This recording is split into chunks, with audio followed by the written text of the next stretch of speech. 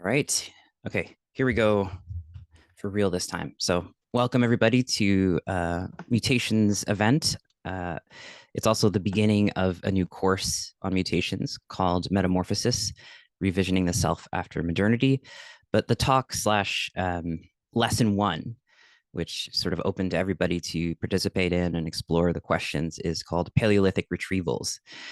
And yeah, it's interesting because I've shared elements of this talk before. It's also very much drawn from the manuscript that I'm working on, but it just fit in so nicely as part of the lesson plan for Metamorphosis, because really it's a way of looking at human nature through human history and coming to a very similar conclusion about who we are and where we've come from and what we're capable of, but particularly, framing all of that in a much more ecological light rather than a kind of anthropocentric light that sort of sees us as an exception from the rest of nature.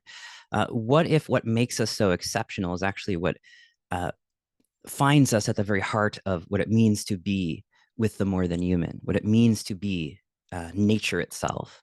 So I'm going to be drawing from a couple of different philosophers today. And if you're taking the course, well, I'll provide all of the links for everything in the chat as we move along. But there'll be some recommended reading materials. None of it is necessary, but if you're taking the course, it certainly can enrich the experience of moving from lesson to lesson.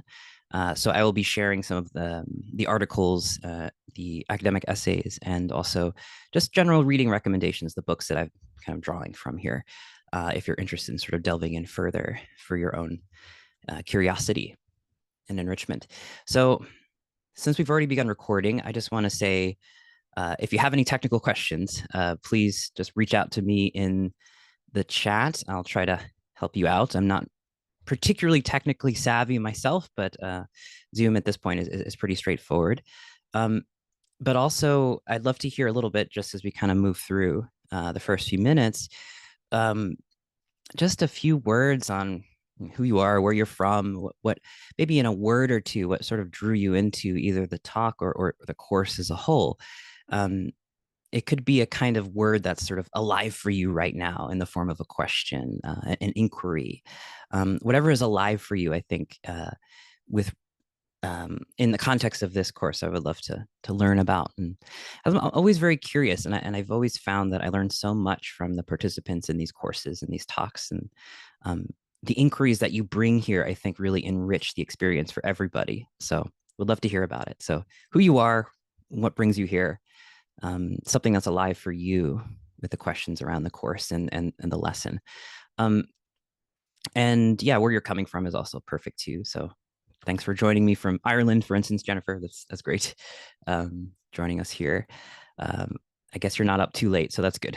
So yeah, there's a lot here. So let me get the slides up and we can get started.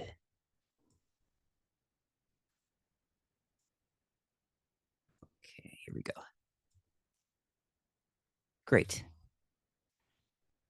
Screen is loading. Okay, I think that's a good thing. There we go. All right. So yeah, thanks everybody for continuing to share a little bit in the chat. So what I'm going to do is just get my notes up and then we'll get started. Here we go.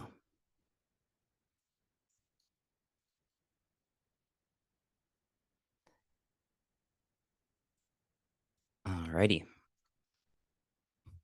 So as I was just mentioning, let me actually move us here. Yeah, and this was meant for you to kind of see this as a prompt, intentions, and but if you've joined the course, there is a little bit of a post that I started up and that folks have been posting into. So if you'd rather do a much more long form share about what brings you to the course, particularly, definitely check out the class forum if you've already signed up. And if you need help navigating and getting there, let me know too. So as I've been saying, I've shared some of the materials that I'm going to be exploring in this class before, but it's interesting. I feel drawn, and it could be with my own sort of neuroatypicality and having ADHD, that hyper focusing is both a blessing and a curse. And for me, looking at this particular period, the story of human origins, delving into lectures and reading materials and sort of the latest discoveries around the Upper Paleolithic and sort of older epochs too, just in terms of where you place the beginning, the quote unquote beginning. There's many different beginnings, but particularly the Upper Paleolithic I find to be one of the most fascinating periods. And that's why we're really starting here today. So at least I can share that enthusiasm with you, and perhaps we can kind of go on this enthusiastic exploration together. Um, the the Upper Paleolithic is a really interesting time where everything that made us who we are, just in terms of our kind of genetic and anatomical humanity, was already kind of established for a very long time. I think 300,000 years or so. But it really is only in the last 50,000, 40,000, 30,000, depending on who you're reading and what the latest discovery is pointing to, that we human beings, Homo sapiens sapiens, began to really creatively express themselves in the form of art, right? In the form of symbolic creative expression. Because we were tool makers before we were Homo sapiens. There's evidence of that going far, far, far back, I think, to Homo erectus, or I don't know if Australopithecus necessarily used complex tools, but at any rate, tool making goes back further. But it's really this sort of symbolic, imaginative consciousness that really began around this time in the Upper Paleolithic. And the question is, why? Why did that happen? What was it about that moment that seemed to have everything in place? One can almost imagine this moment as a kind of a rhizome breaking through into the surface, this kind of mycelial network, right? Which produces its fruiting bodies very suddenly one morning, and something had been growing and now it's revealing itself, right? So something had been intensifying in human culture and consciousness enough to produce this a kind of a supernova of creativity, relatively speaking, to what we see in prior ages. So this is part of why it's such an interesting time to think about and reflect on. And then also, with my own background in the history of consciousness, folks who talk about the evolution of human consciousness and the different stages and theories around um, the transpersonal and human potential movements, particularly interested and enthusiastic about, I guess you would call it transpersonal theory. They're very interested about, how human consciousness evolves. I particularly enjoy Jeffrey Kripal's work on the counterculture, really looking at the sort of evolutionary mysticism. So all of that I find to be very compelling and intriguing. But for me, the scientific materials, particularly of the last 20, 30 years, have really kind of created a bit of an upturning in terms of the narratives that we have about human history and the stages of human history and what that actually looks like. And it was interesting in my book, and this is sort of to kind of maybe pivot a little bit, but it was interesting in my book to be writing, and the book I'm working on is called Fragments of an Integral Future. And obviously, future is in the title, but there was just something about being drawn to this particular moment in human history. It just felt very important to have in the book. And so I'm kind of using that sort of interesting movement, thinking about the future, but moving to the past in order to do so, that kind of backwards forwards movement as the kind of theme of this lesson. And maybe because these are sort of generative and emergent lessons, I have an outline, but I'm open to kind of getting steered in different directions if something interesting comes up. I'll be curious to see how this theme of going backwards to go forwards continues to show up throughout the course. But part of it is also that, if you're familiar with the work of philosophers like John Gebster, or different philosophers who are writing about time and modernity, there's this argument that is being made, a case being made across different scholarship, that we need a different relationship with time if we're going to be able to imagine new futures beyond the foreclosure of what's been called capitalist realism or collapse, right? So something about approaching this course together also has to do with this inquiry around a new relationship with our own becoming, right? And therefore a new relationship with time. And for me, that sort of reversal into the past to talk about the future immediately sets us up with like, okay, well, I need to be thinking about this differently. Um, because there is something profoundly futuristic that I hope we'll see, this act of looking back, but looking back differently and re-envisioning the past. And in the act of doing that, somehow coming to a different vision of what's possible in the present, right? Looking back with new eyes, seeing events from the spirit of another time or another vantage point, we begin to see the present differently too, right? We see different possibilities that are available to us in the present because we see ourselves differently. The past, insofar as it is a story we tell ourselves about who we are and where we've come from, it shapes the horizon of the possible, right? It shapes the present. So, in this sense as well, what we're talking about here is maybe admittedly somewhat speculative, and in that sense, the past is always speculative. When we're imagining who we are and where we've come from, we're always engaging in this activity of myth making. The historian William Irwin Thompson, who was a mentor of mine, he often stated this idea that when you think big, you think myth. And the past, especially the deep time past concerning human origins, planetary evolution of life origins, right? Mythic thinking can't help but get involved in the process. And whether this narrative is poetic or scientific, right? Um, for instance, if we're thinking about scientific narratives considering biological evolution as a whole, we have a kind of narrative around this sort of competition-based Darwinism that was particularly in favor in the Victorian era, which sort of focused on the individual's fitness, right?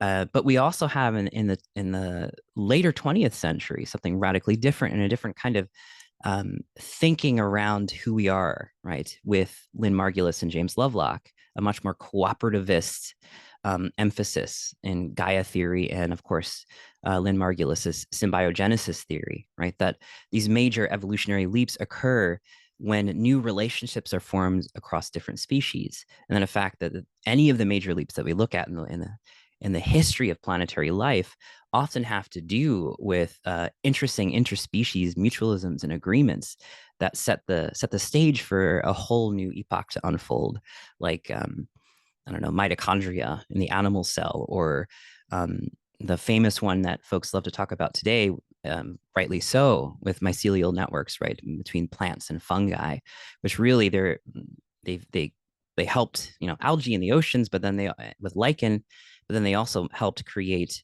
interesting mycorrhizal um, um, cooperativism, right? So they really made possible the first forests, that helped land to be covered by life eventually and sort of be transformed eventually um, by life.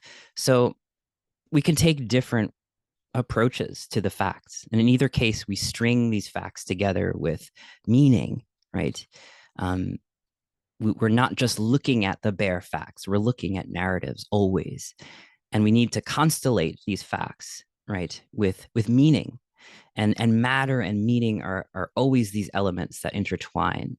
And so I might sort of close this opening point with just the mention that what we're doing here or attempting to do here is to bring more awareness to this, right? To engage our narratives mindfully, so we aren't limiting what our world and its stories are able to tell us, right? So we aren't precluding the future with a certain and unfortunate teleological certainty, right? That the way things have unfolded was simply the only way they could have unfolded, and that we are in the best of all possible worlds, right? We tend to our myths tend to shape our cultural narratives about what's possible, and therefore our political narratives about what's possible. So the idea here is to look at history as potentially radically emancipatory, right? Radically transformative, perhaps even metamorphic is the word that we're going to be visiting and revisiting throughout the course. That history, particularly human history, can be a story of the possible, of narratives of the possible, narratives of transformation. And we want to widen and not narrow what the future might eventually be. So when we tend to myth by thinking big about history, It's this that really allows us to imagine otherwise. And I think I wrote this recently on Substack. At least I shared it in the excerpt from my book.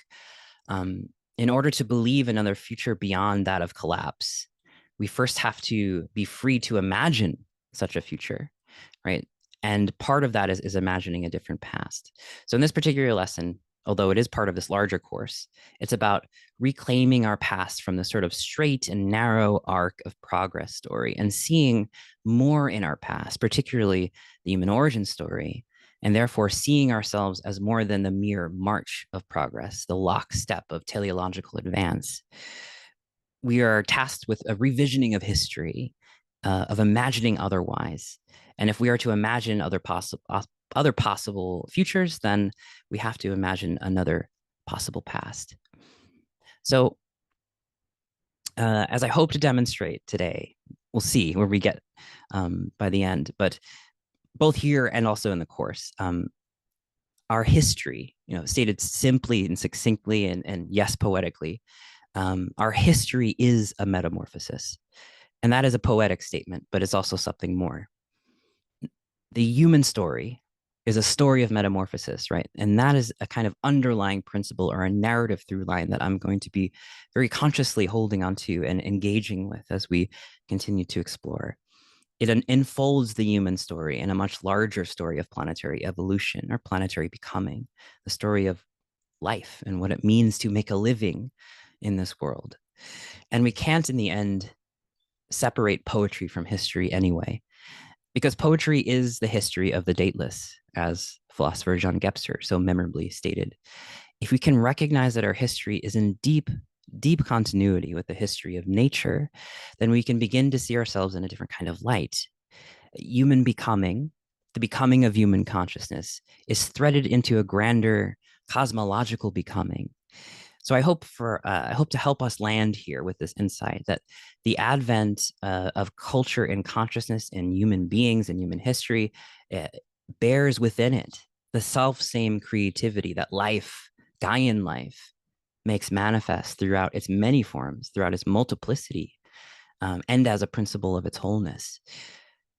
So we're going to begin. Let's see. I think I have. Oh, yes. Obligatory sharing of this quote before anything else. It's from a fiction book, science fiction book. But I always love it. And I'm using it in my own book as a quote to open one of the chapters. One character from a future is talking to another character. They're visiting from in the past, and they're sort of explaining the theory of time that they have. And it's like, well, so it seems from what we read in history and see in the entanglements, one must always make assumptions, of course, and the past is always changing. But I think this is very much true for us in our culture as our cultural narratives continue to change, as our scientific narratives continue to shift and adjust and reframe what we thought was certain. Right? One must always make assumptions, and the past is always changing. Let's see if I can get to the next slide. Okay. So maybe as another helpful way on approach here, right? The future of the past is kind of the theme of the whole story here. To talk about the future, right? Why do we study the past? What is it about the past that contains something that belongs to the future? Maybe another way to put it. And I think we've already been touching on this a little bit, right? We've been answering this question a little bit already, but to give us maybe another important reason, one that we can't really proceed without first acknowledging that there is a kind of entanglement here. Let's see if I have, yeah. Jeffrey Kripal's statement from a book called Esalen, which is a historical treatment, academic treatment of what he calls the religions of no religion of American spiritual counterculture. But I like this observation about history and studying history and reading in it something that wasn't highlighted before, right? Wasn't emphasized in previous renditions of human history or a particular history. And he says this: the historical future can actually crystallize through one study of the historical past. And again, it sort of challenges us to start thinking about time in a much more entangled way. and that the present has within it a kind of relationship with this deep historical past. But then actually, the historical future is somehow deeply present in our relationship with the past. And this is Corbin, I think Henry Corbin. I think I'm pronouncing his name correctly. I always mess up the French names to the amusement of my partner, I'm sure. But Corbin says this: all our acts of understanding are so many recommencements, reiterations of events still unconcluded. While we believe we are looking at what is past and unchangeable, we are in fact consummating our own future. So there's this sense of not to be too hasty, right, with coming to a conclusion about the past, that the past is somehow alive, um, and requires a much more dynamic relationship, because if we foreclose the past, then we also foreclose the future. They engender one another, right? They are entangled in one another's perception, and that's very much kind of the, I don't know how exactly to put it, to the shape perhaps of the manuscript that I have been working on that is exploring this, and also the shape of this particular lesson. So the act of remembering is always a creative act. To remember is to remember with a little hyphen, right? To recollect is to recollect ourselves, to assemble the past from a kind of network of threads and allow it to live again, right? Always in a slightly different form than it was before. And T.S. Eliot is famous for saying the past is never past. It's not even past, right? The past is ever present. And this would be horrifying news in some ways, right? Because not everything of the past was great, obviously, were it not for this other insight, that the past is ever present, but alive and always shifting. And it can always be remembered differently. And when we don't deny the past its place in us, but engage with it creatively, the past becomes like that other horizon, the future. History is also a horizon of possibility, is what I'm getting at here. History has a kind of pluralism to it that's irreducible, and in some ways, by this definition, infinite. It's always reaching into the present, and in turn, it's always shaping us. So we have to engage with it in a kind of participatory mode, and make sure that we're minding that process, right? As Corbin is reminding us here, right, that what we think is unchangeable and static is in fact consummating our own future. And the other word here that's important is unconcluded, that the events of the past are somehow unconcluded.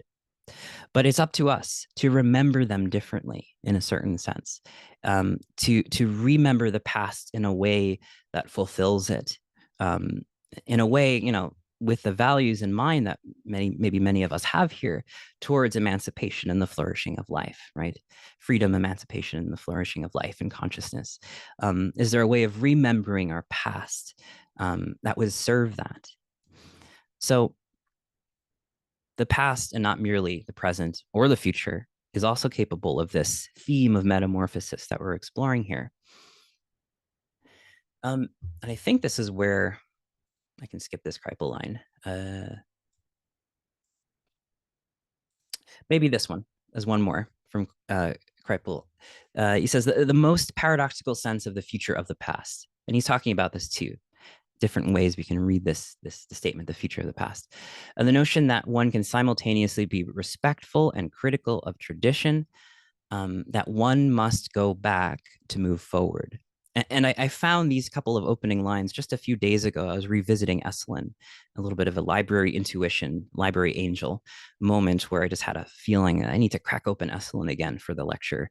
And sure enough, here's Kripal kind of doing that sort of zigzag shape of history, right?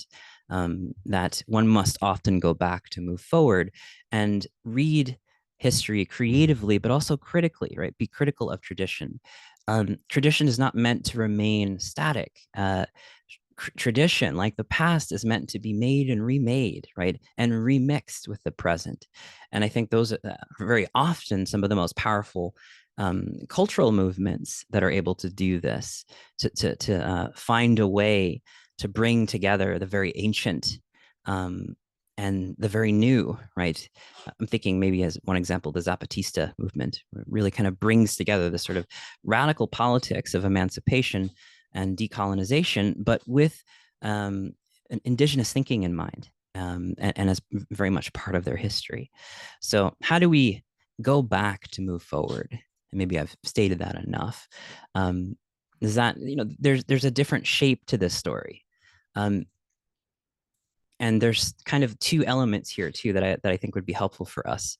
A sort of imaginative exercise we're about to leap into, and maybe part A of this is, what if the past were not past but present, as we've kind of been touching on here? What if the ideological divisions that have served to distance us from our ancestors, from the people who came before the so-called modern age, were rendered transparent, even dissolved? What if those boundaries were melted down somehow, right? And what if ancient people that we're going to be talking about a little bit today were more like us than we think, and therefore vice versa? So that's sort of the first part of the exercise. Um, and this sort of invites us to take a different kind of narrative with respect to the shape of history, right? What if the narrative of human history wasn't such a linear story? How then can we and might we talk about our origins? What if we cease to imagine history as a kind of arrow or line, right? A series of successive steps. These are the big questions, right? Um, and this is the sort of the speculation to hold as well. And perhaps the shapes of time and history and becoming beyond the arc of progress would be free to come forward and have their chance to compose another human history. And just as sort of an example here, moving away from the arc of progress or the arrow of progress, or a pyramid or successive stages or ladders, right? We have different images that kind of come up here, different shapes that we see in nature even, that give us a sense of a different kind of time, right? Time as the spiral or a fold, right? Where the past kind of is folded in with the present, right? Time as a kind of network, right? A networked interrelationship of many different elements. Time as the zigzag, right? In order to go forward, we must go back. There's kind of that zigzagging motion, back and forth, back and forth. But each time it's a remaking of what was and what is. So just playfully kind of holding these ideas. So here we are finally. I'm gonna just make sure my notes are up and let a few people in. Here we go. So here we are. The setting of this storytelling time is, again, the Upper Paleolithic, what scientists call the last glacial maximum. Approximately 30,000 years ago. There's a bit of a range. I mentioned earlier 50,000, 40,000. But let's just say 30,000 years ago is right around what we're going to be looking at, because some of the most striking and earliest examples of human creative expression are right around this time. And there's instances all around the world, but today, for better or worse, because anthropologists and social scientists have been looking in their own backyards, sometimes quite literally. In Europe, we're going to be looking a little bit at Ice Age Europe, which were not the same cultures and traditions. There's different genetic lineages and et cetera, but we'll be looking a little bit there first. So let's see. So we begin here at the Upper Paleolithic, 30,000 years ago. And for now, we start in what scientists call the Ice Age, right? The climate was full of dramatic extremes, and human beings, Homo sapiens sapiens, were neighbors with other humans, Homo neanderthalis, right? Or, there's other instances around the world of other humans out and about. There's been different sort of radiations of humans out of Africa. So the time is very interesting in that sense as well, and fascinating. But what I'm interested in here is this very unique and still quite mysterious event, this sort of explosion of creativity, right, that I was mentioning earlier, and the birth of art, particularly as an illustration. Before 30,000 years ago, evidence for expressive art in the form of ornate paintings, sophisticated ritualistic burials, right? Um, were much more scant, right? There wasn't a ton of evidence for a lot of creative ornateness or elaborateness. But scientists describe this gap between the anatomically modern human, which has been so for over 100,000, I think 300,000 years, I was saying earlier, and this moment to be very strange. You know, what was it that made this time particularly um, ripe for this eruption of human creativity and consciousness? So they call this activity of art making and ritualistic expression behavioral modernity. That's their technical term for it. This is all to say that this is a question that has to do with our consciousness, right? Something profound seems to have happened right around this time to inspire human beings to begin painting on cave walls with a dazzling sophistication. And one of the articles that I'm going to be inviting us to read for class is interesting little article brief on The Guardian. And it's by someone named Jonathan Jones, who wrote this during the pandemic. And I think it's helpful to kind of start here with Jones's writing because, in a nutshell, by talking about art, he's bringing up so many of the other themes that we'll be exploring today. So he mentions how Picasso, right, the painter, allegedly after having seen the cave art at Lascaux in France, proclaimed, maybe in a sort of dismayed tone, "We have invented nothing." There was a sense that it has all been done right there at the beginning, right? There's little evidence that Picasso actually said this. It's sort of a more of a legend, an urban legend or sorts, but he might as well have, right? Because the point is still very much worth wrestling with, right? The art that we see in these caves of Chauvet or Lascaux and many other caves from this period was not unsophisticated as much as, you know, maybe a precursory glance might say these are kind of rudimentary sketches, but actually they're very dynamic. They make use of the shape of the stone, of the, for their time, it would have been the illumination of fire, right? Lighting up the walls of the cave. They're using a kind of dynamism in their artwork that, in the West, we only started to return to in the early 20th century with the kind of modernist experimentation, incorporating time into and movement into art that in a previous class we talked about a little bit, particularly the Italian futurists and the cubists, right? They're trying to express a kind of dynamism. Well, here is that dynamism present, 30,000 years ago. So again, the art that we're seeing here is not unsophisticated. It was enormously complex. It anticipated much of what would come many millennia later, right? 30,000, 2,900, if you want to, 29,900 or so, if you want to kind of get specific, right, with the 20th century. All of the modern innovations of art in the 20th century, as Jones is writing about in this article, were already there in some kind of form. Oh, no, they weren't doing sort of Renaissance portraits, right? But their awareness of spatiality, their awareness of the dynamism of the body, and the techniques that they had to convey many different elements of the quote unquote natural world were all very much present. And just to quote Jones's article here, right? He says, "Cave art makes art history pretty much obsolete." And again, it's that narrative as we tend to myth. Let's notice this narrative that we learn in art history classes, right? The tale of upward ascent of European masters gradually mastering reality from the Parthenon frieze to the eyes of Rembrandt is simply not true. It turns out that perspective, shading, movement, and expressiveness are not, after all, hard-won Western discoveries. Rather, they are part of the toolkit of the human mind. And I really like this reframing he's offering here, right? These are not hard-won advancements. They came with the human mind, right? They came with the eruption of the human mind in terms of human creativity. And he continues, it's hard to take in how comprehensively these ancient artists anticipated the future. It takes time to fully absorb this, say a year in and occasionally out of lockdown, because he did this research during the pandemic. In that time, he says, I have come to fully appreciate the stunning nature of this primordial creativity.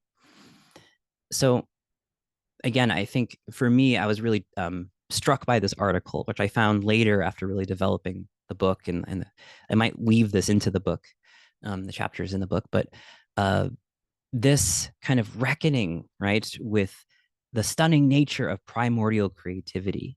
And as he says earlier, the sense that actually our ancestors, right, our Paleolithic ancestors had a lot of the things that we thought would come later in these sort of evolutionary advancements, right, according to the narrative. They were present as part of the toolkit of the human mind from the very beginning. This doesn't mean that the Upper Paleolithic was sort of some absolutely advanced, um, romantic era, right? A sort of romanticized Paleolithic, where the hunter gatherers were sort of living in perfect unity and knowledge of the world. Um, but it is to say, and this is we can kind of get into a little bit later, as some scholars describe. It forces us to say farewell to the childhood of humanity, in the sense that the beginnings, our origins, what if we point this moment as a kind of horizon of what it means to be human in terms of creating art and expression, etc. This particular moment, everything was very much present, and therefore there wasn't a kind of um, gradual development from a kind of naive egalitarian hunter-gatherer society into a more advanced and complex, but also socially stratified, hierarchical state, right? And that kind of lockstep march of history simply doesn't exist. And we're going to get into many more instances as to why and what this has to do with human consciousness and the evolution of consciousness. I think it has a lot to do with it. But particularly the meta narrative, or the big picture that this new history, or revisioned history, puts in place of that progress narrative, I find to be much more inspiring and much more kind of radical, in the sense that it really allows us to see ourselves as a profoundly dynamic, elastic being, a being able to make and unmake and remake themselves in very often a dynamic and lived relationship with the more than human world for the majority of our history. Not necessarily counting agricultural states, as we'll see a little bit. So the image of us kind of starting out with this sort of stunning primordial creativity, I think, is a really good image to sort of begin with here. Oh yeah, this is just a longer uh, extrapolation from the article, just one or two lines from here, right? Jones is talking about this sort of eruption of art 30,000 years ago, sort of exploded onto the scene as his language, right? During the Ice Age, in a very difficult time. It wasn't like things were very even keeled. The life was very difficult then. The challenges that human beings faced in this time doesn't necessarily lend itself to imagining a kind of leisurely time where they're able to kind of dedicate themselves to the arts, right? There was a lot of living that was needed to happen here, but it was profoundly imaginatively lived. And he says this: if depiction is not a slowly accumulated skill, depiction as like depicting three-dimensional images, right, or the world built up by Western artists over centuries, but rather something that came naturally to the first humans, then art's history cannot be a progress or ascent. And he suggests that instead, it is a story of choices across the planet, across the centuries. There are infinite varieties of art to look at and to marvel over. And he says it as he concludes, but there is nothing better than this sort of primordial eruption. That is why, Jones says, I am continually drawn back to the cave. And I feel sort of resonance with him there in that as well. I too am continually drawn back to the cave to contemplate this mystery of our own becoming. And what's interesting here is that he's kind of, he's not putting it philosophically, but he is suggesting or hinting at what in philosophy we might call a kind of pluralism, in William James's sense of pluralism, in his little essay, it's fairly long, but pluralistic universe, right? The kind of irreducibility of the world to be more, to be excess, to be beyond our framing of it, our concepts and categories of it. There is always more of the world to meet, right? That we shouldn't foreclose with our abstract thinking, but be ready to be open to, right? And it's very pluralistic in the sense of there's many beings, and these beings are irreducible, right? I would suggest here that he's emphasizing or articulating a kind of big picture thinking that is much more pluralistic, right? And I would suggest too, this is sort of an aside that might be for another course, um, but still kind of maybe important to mention here. If we're going to have stories of human becoming that try to really talk about the big picture and the big story, right, in a non-linear way, they will have to kind of be told through this pluralism, right? The pluralism that's suggested here, the nonlinearity, the presence of all of these kind of allegedly advanced stages of human culture being there at the beginning, the complexity of human cultures and consciousness, not in a sort of successive linear way, but in a much more pluralistic way. We have to reckon with that in order to generate a big picture, right? A picture that's a little bit different than the kind of Enlightenment era thinking of, say, the Scottish Enlightenment, which helped to sort of popularize the modern day sense of the stages of cultural history, right?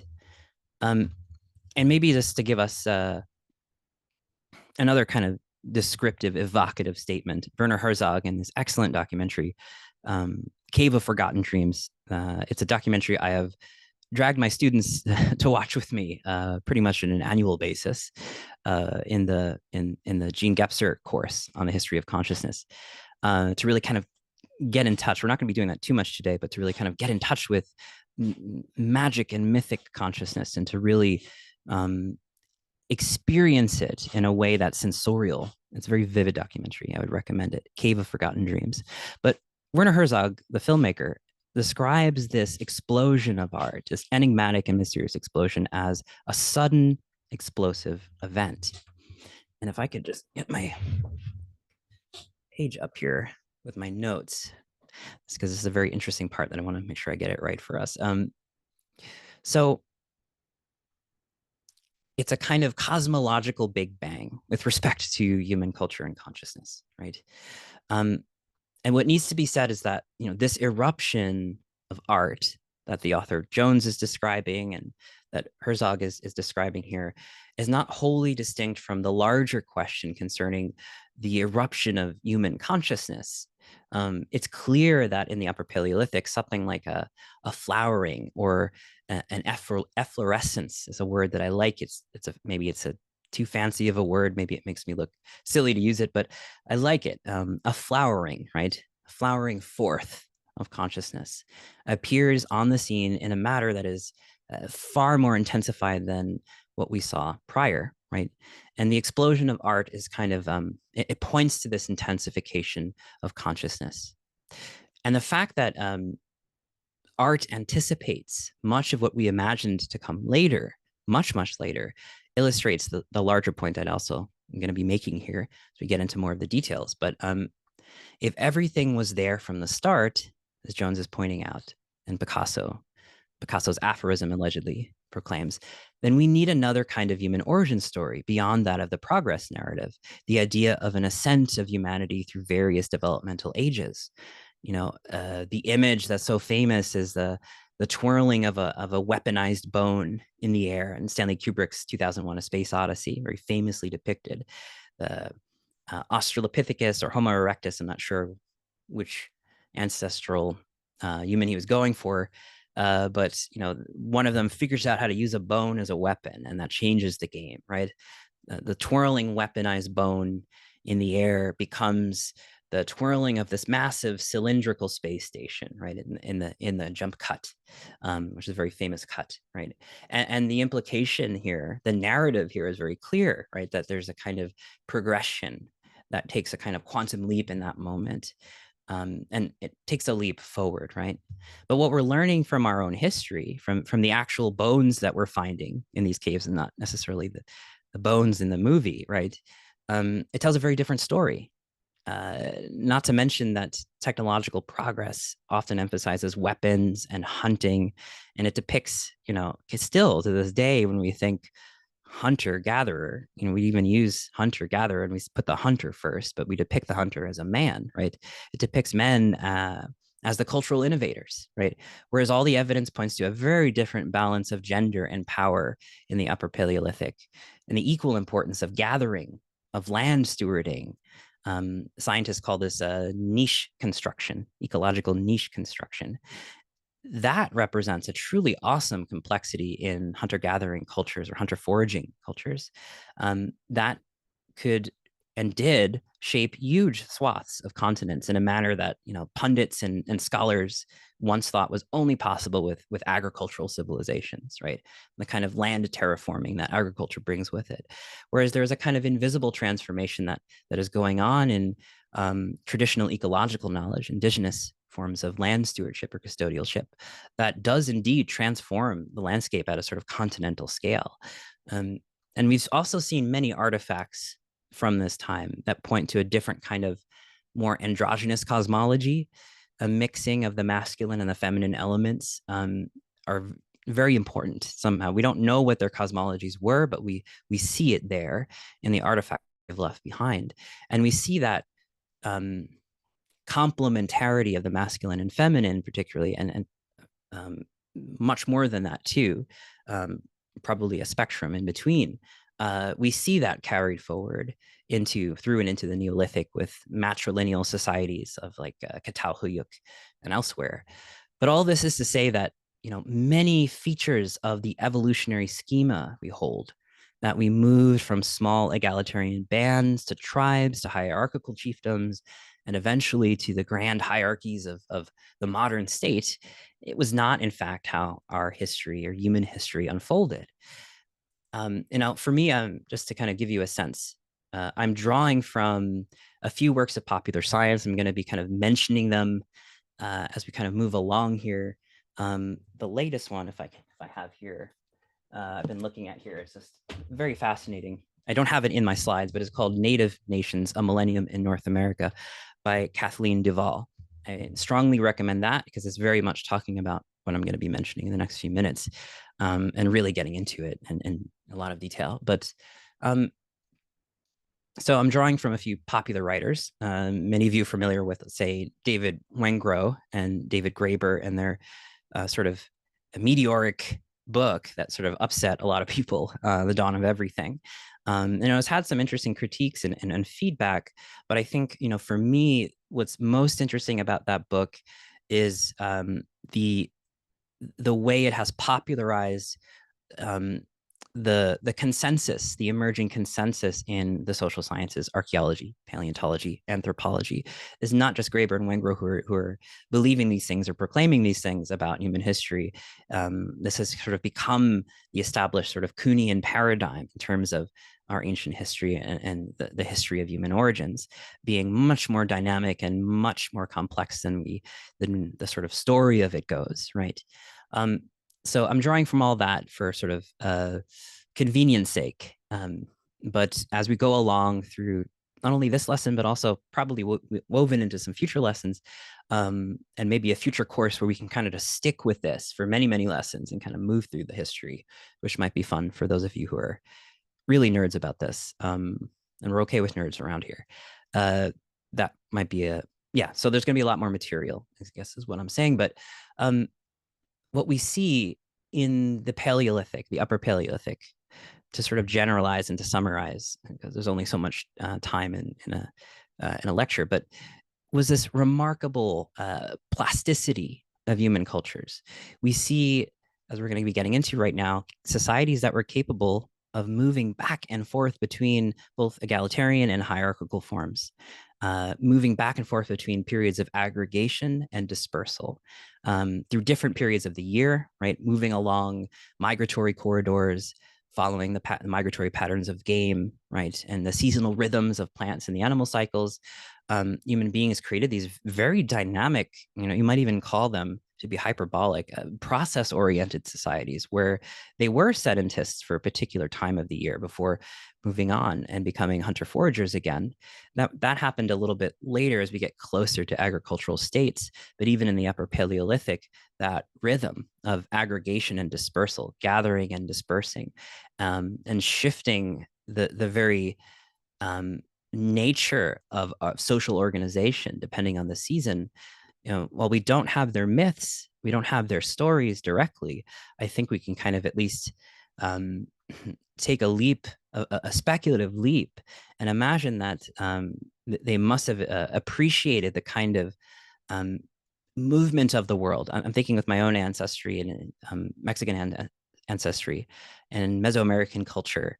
Um, as James Matthew writes about, there's very much a kind of process-oriented philosophy in that the sort of underlying foundation of the world is not some kind of static or eternal or transcendental thing.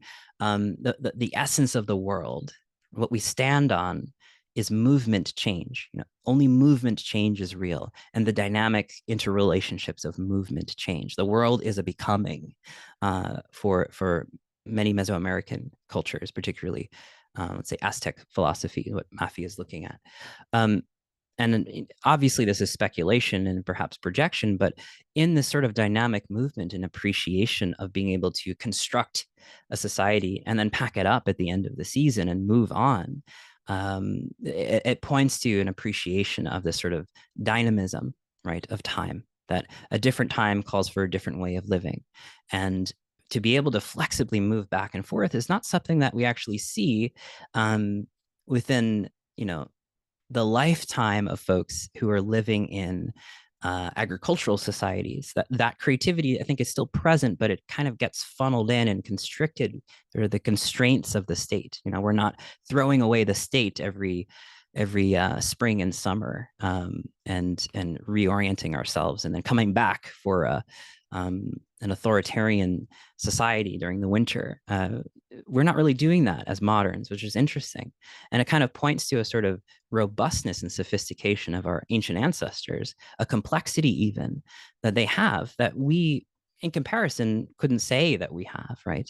A kind of social consciousness that we are lacking, right? And this is not to say that they were better than us. It's simply to say that complexity and sophistication, like Jones was writing about with art, it's back then too. It's not just for a kind of stadial theory of human history, right? Complexity goes all the way down. So some examples that we have some brief time for, right? Although they are not common, we see these magnificent Paleolithic burials, princely figures, right? Almost like royalty, and they're buried with an abundance of rare and precious artifacts, the bones of a stag, right? The teeth of an animal, shells or objects that were acquired through trade networks that were hundreds of miles wide, right? Spanning the continent of Europe, right? So we see a kind of, one might venture to call it, hierarchical, in the sense that, not everybody was buried this way. These seem to have been particularly special individuals, unique individuals.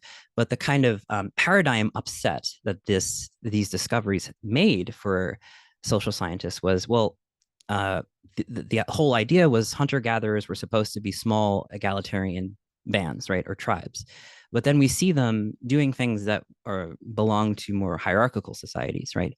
But we don't see them sticking to it. We see them moving through periods, as Olga Sofer describes, an anthropologist exploring this, a seasonality in the Upper Paleolithic.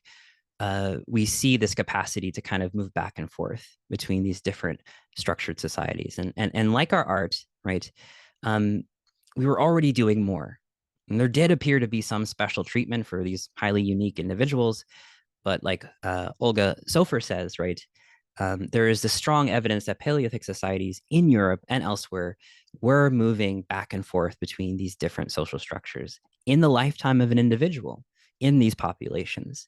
Hunter-gatherers were neither simple and egalitarian, nor were they complex, right? But they oscillated between these two possibilities.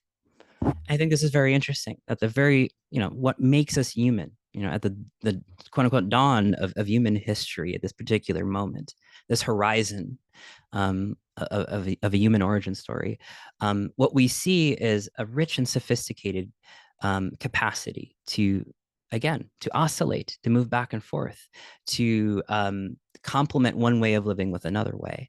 Uh, we see a kind of complexity there from the start. And we see a complexity and a fluidity and a plasticity. It's been called institutional plasticity by social scientists, that we don't necessarily see ourselves in the present in our particular state exhibiting or feeling free to exhibit for various material and social constraints that have arisen. And we can talk about that maybe again in a future class as to why that is. The kind of meta question that Graeber and Wengrow ask, for instance, is, okay, if there was so much of this in our ancient history, and then it seems to kind of go away as we sort of get locked into the state, why did we get stuck? If we're throwing away the progress narrative, then we're not going to embrace the sense that, well, it had to be this way in order to advance, because our ancestors were already quite advanced, and advanced in ways that we kind of lost or exchanged for other forms of complexity, right? So why did we get stuck in this one way of living and being in the world? How do we get unstuck, right? And I think I'm of the mind that I agree with Graeber and Wengrow in the sense that telling a different history is part of answering that question. Having a different sense of who we are and where we've come from, as I was mentioning in the beginning, opens up different possibilities for us in the present, different political possibilities, and also for the future. If we are good at if we have been highly plastic beings, then maybe we can be again, right? And that gives us a sense of where we're going with this idea of the future of the past, right? So there's a lot here, right? I think I may have, yeah, again, not too much time for all of this, but the Olga Sofer has also pointed out that the Upper Paleolithic had interesting kind of, but she even calls it public works, right? Significantly sized settlements. Some of the buildings constructed out of these enormous mammoth bones, right? And were designed for large aggregations of people. I've playfully been calling it like a Paleolithic Burning Man. I'm not sure if it was quite like that, but there's a sense that what we were doing in the Upper Paleolithic anticipated what we thought only happened later in Neolithic societies and agricultural states, with constructing public works and monumental centers, etc. We seem to be doing something of that nature even in the Upper Paleolithic. I think I mentioned this in my notes here too. Yeah. So I have here, I don't know if I actually mentioned this in my notes. Well, yeah. But just to kind of mention, right, in the Neolithic, just to jump forward for a second, we continue to see this fluidity and movement. The site of Göbekli Tepe has been one of these like really enigmatic places, right, where the constructors, the people who built these monumental structures, this place of worship and gathering, were hunter foragers. They were not sedentists in the sense of they didn't have agriculture. They still foraged, and yet during maybe times of the year or maybe in an ongoing way, they had people here. They gathered here. So that kind of upset that kind of needed to happen, in a linear sense. First we invented agriculture in the state, and then we built monumental centers, etc. We were actually building monumental centers before agriculture, and before anything like the state really existed. That's to the left. But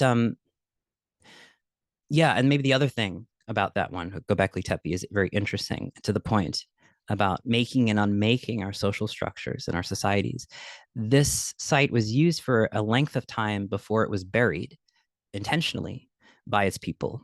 Again, very enigmatically. But the point here is that, the alleged cultural forms that were supposed to have come later, they're already present. And there are many instances of human societies that chose to walk away rather than to continue along the kind of teleological process that's supposed to have happened, right? where they begin agriculture, etc. Societies make and unmake themselves. They move in this direction and then they reverse for various reasons. But the sort of reversal isn't a regression, right? There's something that's learned from this process. There may be an appropriateness for its time, and there's a capacity to let it go.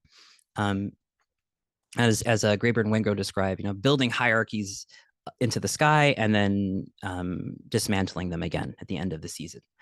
So again, we see a kind of plasticity of human culture that enabled these societies to move back and forth between these social alternatives.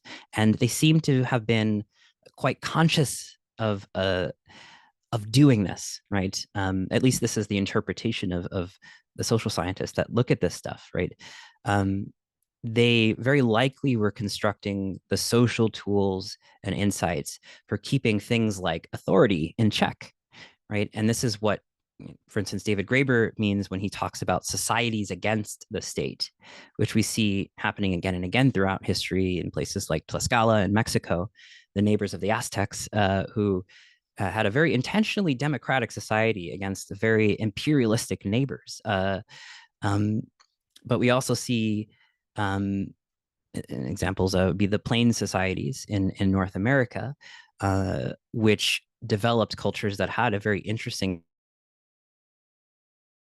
But it's thought that this was a kind of cultural learned response, a kind of cultural memory from an older society that was in that area called Cahokia, which was very much an agricultural state, right? And a very one with imperial ambitions that was eventually collapsed, right? And it's interesting that the kind of diaspora after that collapse for the next several hundred years developed interesting cultures that kept authority in check. I think this is we have to begin to see things like this, processes like this, societies against the state as a form of development, right? As a kind of learning and complexification of a culture that learns its lessons and develops a culture around lessons, right? That doesn't necessarily need to sort of march along teleological progress, right? Allegedly teleological progress. So kind of jumping ahead to kind of give us more examples here, but yeah, maybe one other thing about those plains societies in North America. They aggregated together around the time of a buffalo hunt, the season of the buffalo hunt, and they would put in place one family, a chief or somebody to organize the hunt who had kind of total rule, right? They had a police force. What they say goes, right? But then at the end of the season, they pack everything up, and this sort of tyrant for a season, the authority for the season is no longer so, right? They give up their authority, and then also they're not allowed to become the one in control next year, right? There's no ability to kind of get back the throne, as it were, in the following year and during the following hunt. So this is just sort of an example of like, well, keeping in conscious check the emergence of authority, right? Developing social techniques and insights and practices that keep authority in check. So just as sort of one example there to kind of summarize what the two pictures here are about, but yeah, so this ability to kind of form something like a state during a particular season, only to disperse that authoritarian structure in the next season. This is a very interesting capacity that we wouldn't necessarily see our modern society too capable of, with the exception of maybe terms of congressional or senatorial terms or presidential terms. But there are other examples of this seasonal dualism, or many different. This is drawn from anthropology, of course, much later in the 19th and 20th centuries, particularly 20th century, early 20th century. But there's many different examples of different indigenous societies being able to change their social structure from egalitarian to more hierarchical, depending on the season. But also what came with that was name changes, identity changes, right? There was a kind of complementarity to this shifting back and forth that made a kind of mythic sense for their cosmology. And it really came with a very robust sense of transformation, right? identities can change, relationships can even change. And then we do see something of this surviving into civilization, into later societies in the form of the ancient Saturnalia, for instance, or Carnival, right? Where social norms and social authority kind of gets reversed and becomes topsy-turvy for a moment, for a little season, right? Only to be restored, right, at the end of this event. Burning Man is another contemporary example of something that's quite ancient.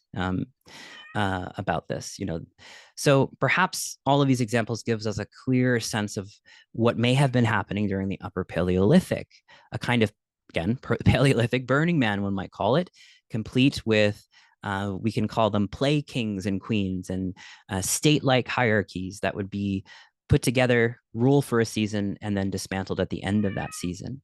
So this is very interesting. And there's not enough time to really kind of get into all of the details here, but I want us to kind of at least, appreciate that what we see, we have a lot of evidence of that particular cultural oscillation or seasonal plasticity, or seasonal dualism is another word, continuing through and in many different instances of human societies across history, and not just in the Upper Paleolithic, but it's those more contemporary ones that help us understand what was likely happening during the Upper Paleolithic. And this is something that Graeber and Wengrow kind of summarized to kind of give us a sense of where they're going with all this and how they think about it. But they say, quite independently, archaeological evidence suggests in the highly seasonal environments of the last ice age, our remote ancestors were behaving in these broadly similar ways, shifting back and forth between alternative social arrangements, permitting the rise of authoritarian structures during certain times of the year on the proviso that they could not last, on the understanding that no particular social order was ever fixed or immutable. And there's the kind of process cosmology that I'm hearing hinted here, in the echoes of this evidence. Within the same populations, one could live sometimes in what looked like, from a distance, a band, sometimes a tribe, sometimes a society with many of the features we now identify with states. And they call it this: with such institutional flexibility comes the capacity to step outside the boundaries of any given social structure and reflect. And I like this, and this is a very good definition of what we see: institutional flexibility, right? The ability to step outside the boundaries of a given structure, social structure, and reflect. Boy, would it be nice to have something like this these days, right? Institutional flexibility in a time of civilizational crisis is, again, to kind of prefigure where I'm going with all this. And this sounds like exactly what we need, this sort of capacity to be fluid and reshape ourselves and how we live in the world, and do so at the end of a season. One might suggest that we are coming towards the end of a season right now. Wouldn't it be nice to be able to do this, to call this forth in us again? If this is indeed our kind of primordial birthright, and this is indeed our kind of origin story. So just to kind of jump around. So one of the other conclusions they make in a short essay, Graeber and Wengrow, is, why are these seasonal variations important? Because they reveal from the very beginning human beings were self-consciously experimenting with different social possibilities. And I already mentioned Olga Sofer's work, which is much more academic. Melinda Zeder as well, who talks more about kind of the rise of cultivation and sedentism. We're going to get into that in a moment too. It's very fascinating, and it just sort of drives the point home here. But James C. Scott also has an excellent and a short little book you can read in a weekend called Against the Grain, which I can't recommend enough. I don't know if I have it here. Yes, I do. A Deep History of the Earliest States is the subtitle there. So I think these are all really important. They give us a clue as to, where we're going with all of this: institutional plasticity or institutional flexibility, the ability to step outside the boundaries of a given social structure and reflect. And there's not enough time to get into this here, but maybe in a little bit further in lesson 3, as we get into shape-shifting consciousness and shapeshifter and the integral consciousness. What I'm trying to do in my own work, right, looking at this material and thinking about the history of consciousness and the narratives that many authors have around it, And basically what I've attempted to do in my manuscript anyway is really to apply this much more dynamic story of human history and human origins to the history of consciousness, and to say that the evolution of consciousness, like what we see in our social structures, and then like in the birth of art, much of it was there in the beginning in a way that our models and our maps and our schemas don't really accurately portray. So that's what I try to do, at least in my text, is to really kind of deepen into this insight here around plasticity and this kind of primordial, the term that I use that I might get to if we have enough time here at the end is overdetermination, and it's a Gebser term. He uses it to talk about mutations, right? Transformations of consciousness. He says they're always overdetermined. Well, here is, the sort of the advent of human culture and consciousness, this big bang, right? This sudden explosive event. And I'm suggesting overall human consciousness is overdetermined, that the mutations or the stages of consciousness that we allegedly think happened later, there's a lot of evidence for them being much more co-present there at the beginning. And therefore, the sort of meta story is not a story of progress, but it still is a story of becoming and transformation, about differentiation, and then bringing those differences into relation. Again, that's for another class, but one of the important things that I want to emphasize here too is that the alternations, this moving back and forth, was an emergent property of the last ice age, right? This ability to move back and forth.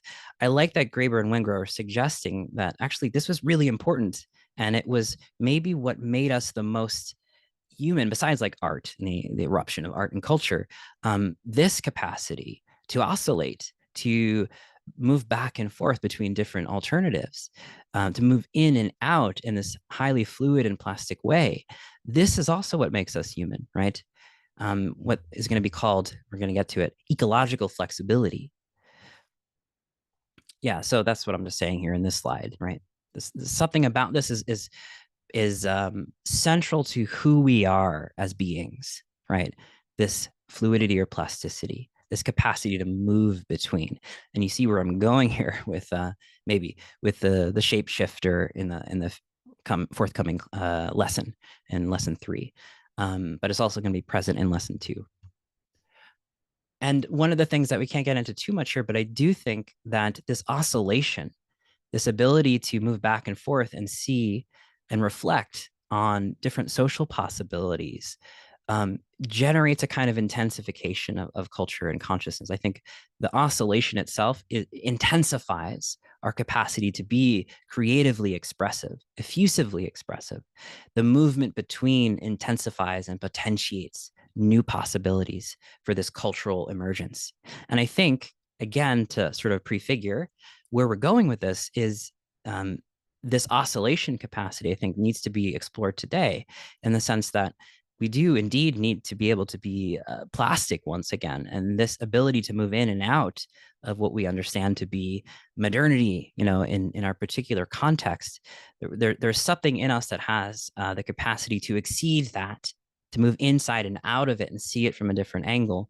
And it's that capacity of moving in and out that I believe can be quite generative for a new kind of culture, something beyond what we've been doing for the last 10,000 years.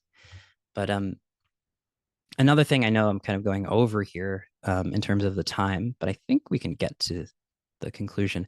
I'm going to be bringing this up in the course quite a bit, more so next week, next Saturday, the ecological middle. This is a concept developed by Deleuze and Guattari, Gilles Deleuze and Félix Guattari, I think it's in a Thousand Plateaus first. They are not necessarily ecological thinkers, but they are very ecological in their thinking and in their philosophy. To some elements are. But this idea of the middle for them and the rhizome is very important. And it's very important for me as well. So that's going to be kind of feeding into this sense that remaining in the middle is also has something to do with this ability to move between, right? And that this remaining in the middle, right? Going back and forth between inhabiting a state of interrelationship with our world, with ourselves, with the aspects of ourselves, right? That come about and come forward at different times. Um, Remaining present there is a very important element here for what it means to not only be human, but also to perhaps uh, embody the integrity of human consciousness, right? Or integral consciousness, I'm going to be suggesting. Um, okay. And there's not enough time to get into all of these, so I'll just briefly mention that as we jump forward to moments like, right around the Neolithic, kind of leading into the Neolithic, um, what is that, like 12,000, 13,000 or so years ago, we see a period of about 4 to 5,000 years. This is something that James C. Scott talks about, where that capacity of plasticity and oscillation in human societies it continues. It continues in a way that is quite profound that no one really talks about it enough. I think Graeber and Wingrove tried to talk about it in their book and popularize it, but James C. Scott's book as well does an excellent job, in some ways a better job, really like bringing this home, how um, just how much of a reckoning this is. We have 4,000 or so years of societies that moved in between sedentism and nomadism, between hunting, foraging, and pastoralism, right, and farming. So they aren't necessarily steps. We have a 4,000-year period of human societies that were all of those alleged stages, and they moved between them as was dynamically available for them in their context, in the kind of the ecologies and the land that they were in relationship with. So as he's saying here, Scott is saying the same people practice all four, sometimes in a single lifetime. And these activities have been combined for thousands of years, and he sees them more of kind of bleeding imperceptibly into the next, and as part of a vast continuum of human arrangements of the natural world. This vast continuum reminds me of Jones's line of the human toolkit, right? It's all there. It was all there. And part of a kind of continuum, a toolkit, a spectrum that was much more of a kind of range of oscillatory possibilities than developmental stages. And as we were just talking about with Göbekli Tepe, sedentism long predates domestication or the state, right? Building monolithic and monumental centers predates having a state and predates agriculture. As he says, this is a 4,000-year period where these societies in Mesopotamia and elsewhere where Melinda Zeter talks about this as well. We see this as a kind of a worldwide phenomenon in similar environments. We see this sort of rotation of different possibilities, different life ways, right? Again and again and again. And as Scott says, clearly our ancestors did not rush headlong into the Neolithic Revolution or into the arms of the earliest states. And as he's like kind of arguing for here, then I agree with him, right? That this breathtaking 4 millennia long gap between the appearance of domesticated grains and sort of the agro-pastoral society of the state, the first states, it commands our attention. The anomaly of such a stretch of history, when all the building blocks for agrarian societies are in place but fail to coalesce, begs an explanation. And one of the things that Zeter mentions, and I think I mentioned this earlier, is that this was very likely intentional. These societies knew what they were doing. They were quite intentionally avoiding getting locked into any one particular way of life, right? Because of its ecological fragility, right? Its lack of resilience. They had the capacity to move back and forth. They had the available resources to live different ways according to what was available with the shifting of the climate and of the environment, and they did so. And they knew this was a better way of living than doing a kind of monocrop way of life. So again, something that kind of becomes a meta theme in Scott, as it is in Graeber and Wingrove, is why did we kind of get locked in? What happened? Again, this is going to be for another time to tell that part of the story and to explore what might have happened. But it's sort of a more interesting and a more generative meta question, right? Not the necessity of us moving in a certain direction, but the reasons for why some societies got locked into this particular way of living, and why we're still kind of locked into that particular way of living, and what we have to learn from the other cultures and the other societies, not only our ancestors in the Paleolithic, but the many indigenous societies whose ways of life and knowledge traditions continue to exhibit many of the kind of capacities that have been talked about here.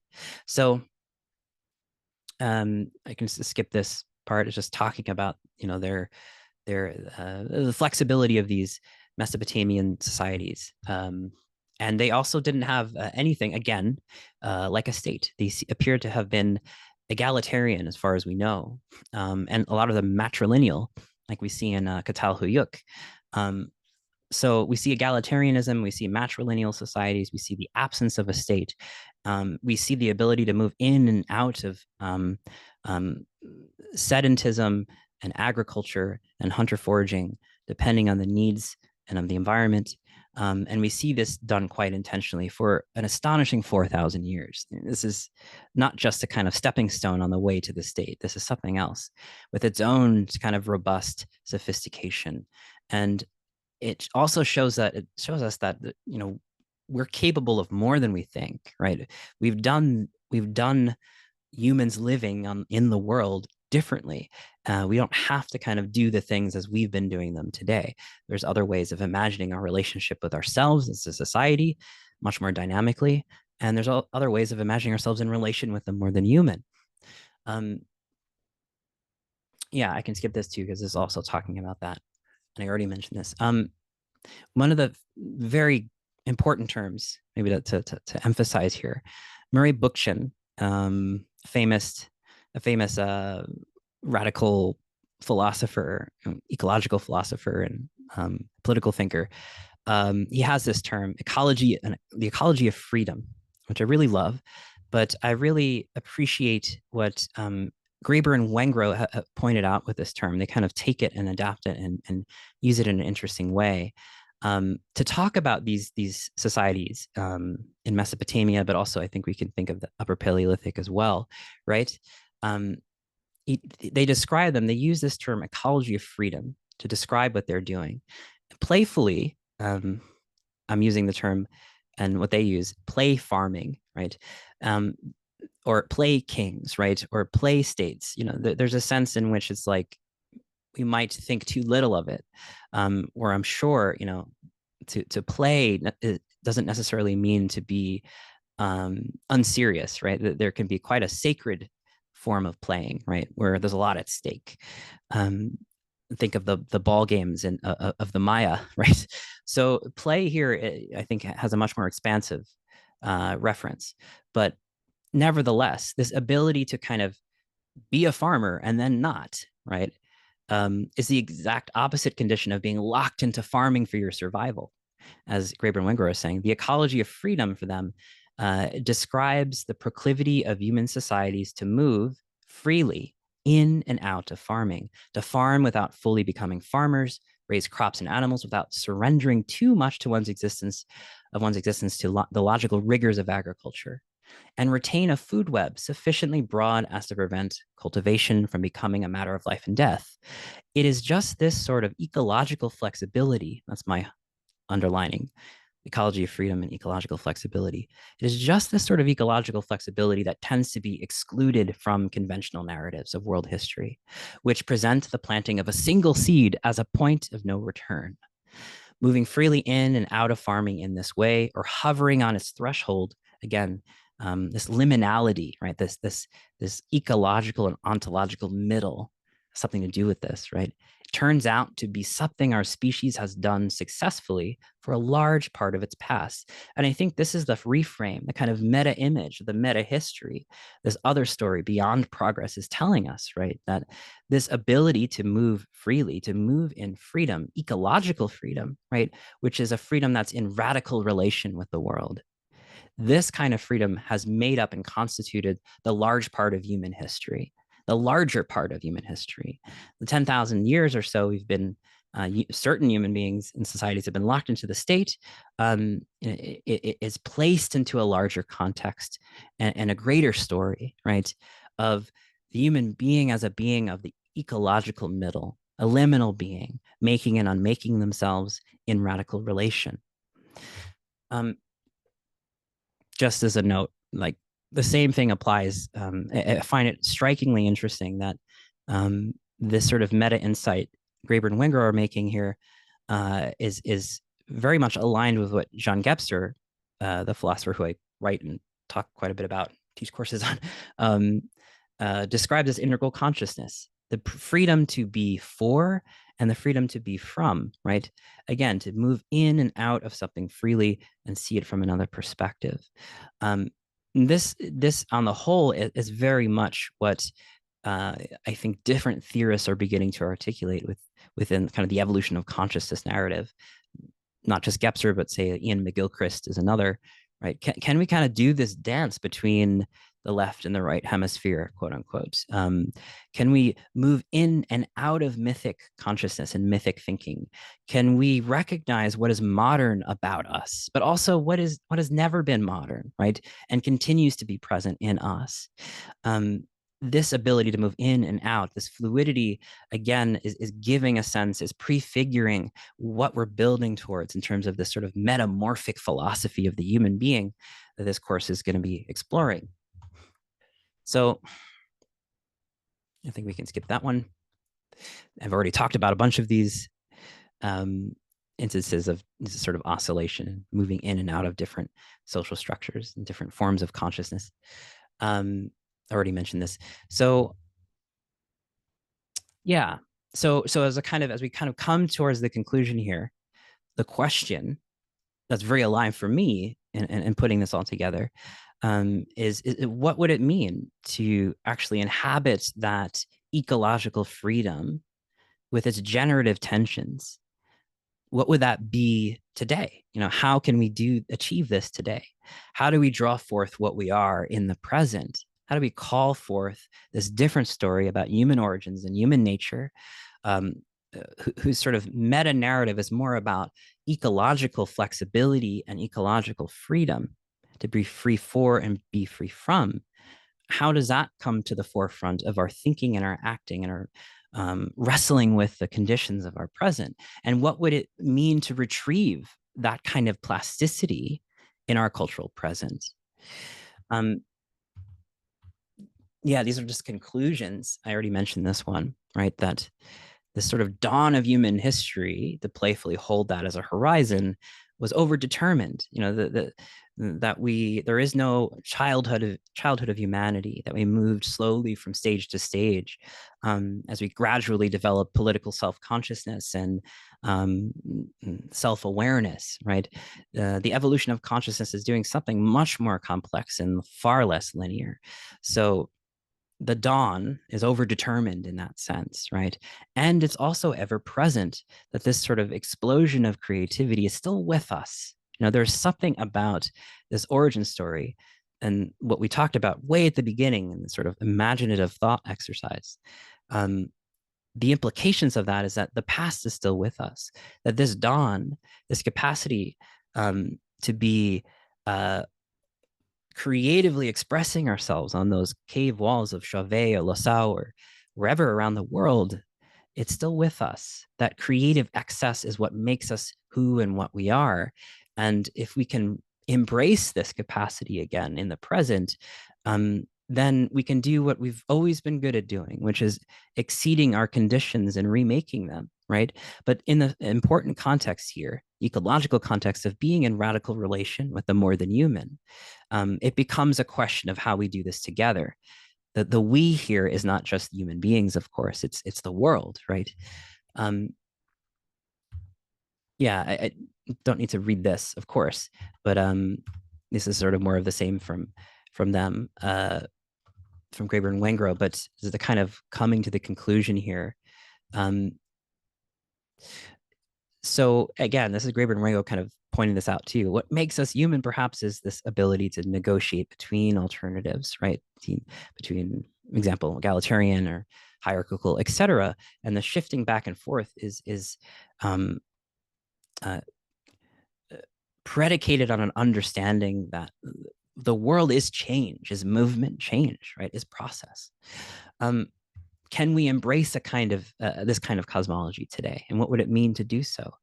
Um, and I kind of already have painted this picture for you a little bit, and this is sort of anticipating the next few lessons about inhabiting this ontological middle or this ecological middle and becoming, an image of the human being that Gloria Anzaldúa calls Nepantla, not Nepantla, sorry, Nahuatl, Nahuatl, sorry, the shapeshifter, right? Nepantla is a kind of liminal reality between worlds, right? It's sort of an ontological state. But the human being is a magical being, in Anzaldua's thinking, the shapeshifter, right? Who finds themselves in the heart of ecological relation and is in a dynamic process with the world, always making and remaking, generating and regenerating, always in the process of becoming, right? And this shape shifting subjectivity that folks like Zaytoun write about in their book on Anzaldua's concept, has something to do with not only the ancient past, but also the far-flung future. The other term, which again, we don't have too much time for here, the other Deleuzian term and Guattarian term is transversality. And I'll just briefly mention that this is something I was developing. I kind of talk about this capacity to move in and out, the being of the middle, beyond the categories. I like this term because it's something that kind of keep in the back of our minds. The transversal for Guattari has to do with kind of non-categorical and non-judgmental state, right? Defying these sort of disciplinary categories and resisting hierarchies. The transversal line, this is the Helen Palmer and Stanimir Panyotov talking about this, defining this. The transversal line cuts diagonally through previously separated lines, as in the common garden gate. I like the image there, the very common image of a garden gate. But the idea here, right, is transversality is this sort of radical relationality that there is a radical continuity between us and the world that can never truly be severed, right? This radical continuity brings with it a radical relational mode of thinking, being in relation, right? That's the transversal. And for me, a good way of describing what we were just looking at in terms of sort of this meta history of human origins, a term I might give to describe these qualities in us, these ecological qualities in us of flexibility and freedom is transversality, right? We have and continue to have in different ways this transversal capacity to move in and out, this ecological freedom or this ecology of freedom, which is to say this transversality of making and unmaking ourselves, of inhabiting the ecological middle, and therefore being in relation with the world and the world's becoming. Okay, so I think we can end just by saying a few things. We're going to be tying all of this together a little bit as we go forward in the next few lessons with both Jean Gebser's work and Sri Aurobindo's work. These sort of big philosophical, mystical intellectuals of the 20th century who both popularized this term and use it, integral consciousness, and use it in different but complementary ways, right? But they're both describing it as a kind of, a consciousness that is multiple, but it's also expressing this unity. It is a multiplicity expressed through a unity, within an overall unity or wholeness, right? Capable of many things, many aspects of itself, but it's also these many aspects are continuous with each other. They compose the whole, right? And so this integral consciousness for Gebser and Aurobindo and other thinkers as well was postulated as this, new mutation in human beings, et cetera. I'm going to be arguing that it's sort of there in this origin story of human nature. It's already kind of there in the sense of we seem to be able to express a multiplicity in terms of our ways of living, in terms of our modes of consciousness or structures of consciousness. We've been doing that since we've been human. But on the other hand, bringing this forward reinvigorating this innate or primordial integrity is also what we're kind of being called to do right now. The other thinker I just mentioned, um, Gloria Anzaldúa, talking about the shapeshifter, right, and a kind of ecological mode of sort of after modernity is this sort of ecological subject who's in radical relation and utilizing imagination and magic and theory, etc., tradition, and what is traditional and indigenous in terms of thinking, but then also what is modern, um, as a kind of liminal being, right? Transforming themselves and their world in radical relation. It's very much a beautiful image for me, that takes us a little bit more into what this might look like in its political context or application, and then also in the present, right? Because the former folks are Gebser and Orbindo from a long time ago, and Anzaldúa is a more recent thinker whose scholarship is still very much influencing a lot of interesting works today. Not to say that Gebser and Orbindo aren't, but I think having a kind of post-colonial and post-human orientation, and indigenous orientation too, in terms of indigenous knowledge and philosophy, I think that's important. It's part of the work here. I'm going to skip this and just end with an excerpt from my book, or kind of a rewrite from the book. A kind of closing passage that sort of sums it all up in a poetic way. So thank you for your patience. We're going to wrap up here after this. So what does this story, which begins in the Paleolithic, help us to actually retrieve, right? Because I'm calling this Paleolithic retrieval. And sorry, I know I'm going 10 minutes over or so. We'll wrap up after this, I promise. Recall Corbin's statement at the beginning of the class that all our acts of understanding are so many recommencements, reiterations of events still unconcluded. So I invite us to imagine that this version of our Paleolithic history, with its many lessons and insights, is ever present with us. It is carried with us. The primordial past is here, or rather, something of us is still there, waiting for us to even to recognize ourselves as beings of the ecological middle, making and unmaking worlds, which are meant to be held lightly, even playfully, for a season. And remember that play, too, can be an appropriate attitude for the sacred.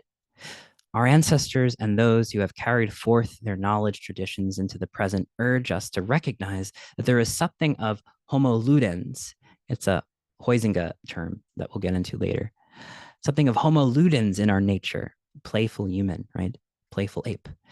It is in the present that history is made and remade too. And so we might lightly, playfully, try perceiving ourselves through the eyes of our nomadic ancestors who knew their world as movement and change and would have no problem dismantling the stage thrones of kings and queens when it was time to do so. What happens when we look at the present through their eyes? It is their perspective which empowers us to ask the most dangerous of questions, and therefore the most radical, perhaps even emancipatory. If the 10,000-year season of civilization is coming to an end as dramatic weather returns and ecological futures remain uncertain, then we must remember that reversal is often the nature of transformation, and one must go back to go forward. We must remember that we are beings of the ecological middle, transversal beings. Since the beginning, we have been making and unmaking ourselves in radical relation with our world. 10,000 years has been a particularly long season, sure, but it is a season nonetheless. And the world is inviting us to fold our animal skins and take down our mammoth tusks and bury our kingdoms that dreamed of claiming the sky. We are finally free to ask the question that marks the end of one world and the beginning of countless others. If this season is over and it is a time of reversals, a time of metamorphosis, then in such times of the in-between, one is free to remember that their nature has always been here in the open middle, in the heart of creation. And so as one season comes to an end, we are free finally to ask, what will we make in the next? And okay, that is the end of this lesson. Thanks for going over with me. Next week, if you're joining the class, you're going to be joining me for a big jump ahead into Renaissance and early modernity. We're going right into it. I'm not getting into the details now, but the next lesson is called The Renaissance Goes Tentacular. And because I'm looking at the kind of philosophical origins of this sort of human exceptionalism. Um, but within it, I think is a very ecological idea that can be rendered tentacular, that can become much more ecological, that we can save and not just throw out with the rest of the bad anthropocentric ideas. Um, so there's something in modernity that needs to be retrieved here, just as there's something in the Paleolithic that as well. If you haven't signed up, please feel free to do so. This has been lesson 1 of Metamorphosis, Revisioning the Self After Modernity. It goes for 5 consecutive sessions. Each are hosted on Saturdays. We have class materials. We have a discussion forum. Everything's going to be archived. And then there's also going to be a Q&A call on Wednesday. I need to pinpoint the time for you very soon. You got to talk with my partner about that. Just because we're always juggling who gets the baby and who gets to do who's free to do their work. Speaking of being free for and free from. So that's the link, Metamorphosis, mutations.blog/metamorphosis. Everyone is welcome. If you need to pay what you can, kind of donation-based access, please let me know. Just send me an email, send me a note, wherever you're connected with me on these social media platforms. I won't get into this, but you can see here's the 5 lessons. We've done 1, Paleolithic Retrievals. Next week is the Renaissance Goes Tentacular. And if that's not a good way to support this, but you want to stay engaged, please do join me on the Mutations project overall. There's a Substack and a Patreon, of course. Ongoing writing and publications. I try to send little missives to you all. I'm trying to do more of them recently. But there's also going to be, going forward, more public talks like this, group discussions, book clubs. It's all about exploring this possibility of ecological and planetary futures. And of course, the future is present. So I think that's everything. I will stop my share. Yeah, a picture of a rhizome there at the end. So thanks, everybody. I'm going to hit end recording. And then I know we're done, but if anybody does have a quick question, technical or otherwise, I'm happy to stick around for a few more minutes or so if that's nice. But I'm also giving us an exit, like right now if you've got to go. So I'm going to hit end record.